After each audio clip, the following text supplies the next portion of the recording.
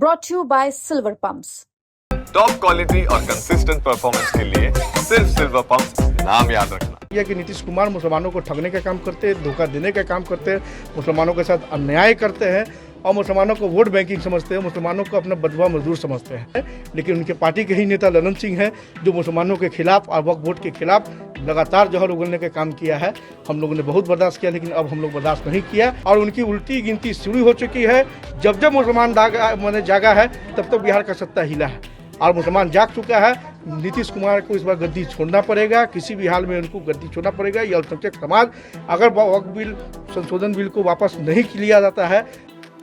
वक्फ bill को लेकर के पूरे बिहार में विरोध हो रहा है। वक्फ बिल पास होने के बाद नीतीश कुमार के खिलाफ मुसलमानों में जबरदस्त नाराजगी देखने को मिल रही है। एक के बाद एक जेडीयू के कई नेताओं ने जेडीयू से इस्तीफा दे दिया है। उनका कहना है कि नीतीश कुमार ने सिर्फ और सिर्फ मुसलमानों का वोट बैंक के लिए इस्तेमाल किया है, लेकिन उन्होंने यहां पर मुसलमानों के साथ छल करने का काम किया।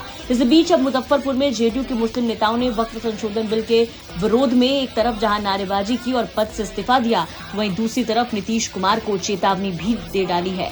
प्रदेश महासचिव अल्पसंख्यक प्रकोष्ठ अफरीदी रहमान के नेतृत्व में दर्जनों मुस्लिम कार्यकर्ता ने जेडीयू से न सिर्फ इस्तीफा दिया बल्कि ललन सिंह पर आरोप लगाते हुए कहा कि मुस्लिमों के खिलाफ वो जहर उगलते हैं और नीतीश कुमार को सीधे सीधे चेताते हुए कह दिया कि अपना समर्थन वापस लो, इस बिल को वापस लो, नहीं तो इस बार चुनाव में सही नहीं होगा।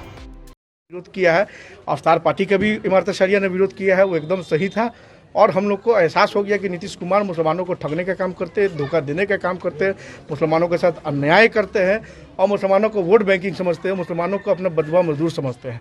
जिस तरह से मुसलमान समाज ने उनको लोकसभा में जिताने का काम किया 12 सीट, विधानसभा में भी हम लोग ने समर्थन करने का काम किया। लगातार हम लोग पार्टी के लिए सक्रिय है, ईमानदारी से है, लेकिन उनके पार्टी के ही नेता ललन सिंह हैं जो मुसलमानों के खिलाफ और वक्फ बोर्ड के खिलाफ लगातार जहर उगलने का काम किया है।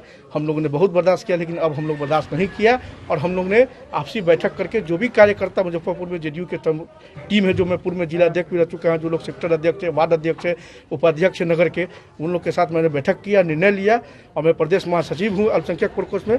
मैं हम लोगों ने सब निर्णय लेकर इनको त्याग पत्र देने का काम किया है और नीतीश कुमार से मैं अपील करूंगा कि मुसलमानों को धोखा देना बंद करे और उनकी उल्टी गिनती शुरू हो चुकी है। जब जब मुसलमान जागा है तब तक बिहार का सत्ता हिला है और मुसलमान जाग चुका है।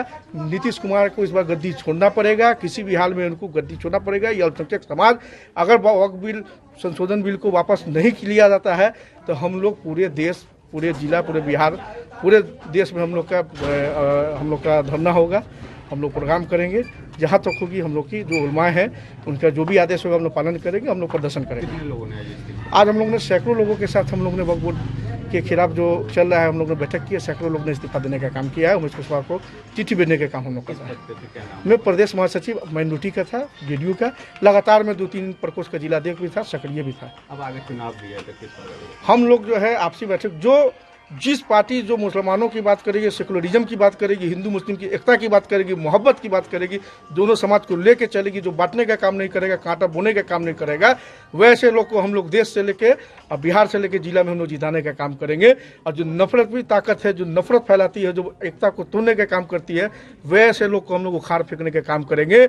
और गांधीवादी और ये जो गांधी जी का सपना है, जो देश एक हो, मोहब्बत में चले, वैसे लोग गांधीवादी विचारधारा के लोग और जो ईमानदार छवि के लोग हैं, जो सेकुलरिज्म को रियल में मोहब्बत करते हैं और लोगों को लेकर चलते हैं, वैसे लोगों को जिताने का काम करेंगे। नीतीश कुमार अच्छे थे, नीतीश कुमार लगातार हम लोग के लिए जहाँ तक होता था काम करते थे, लेकिन इस बार उनका चेहरा खुल गया जिस तरह से मुसलमानों के साथ गलत किए हैं।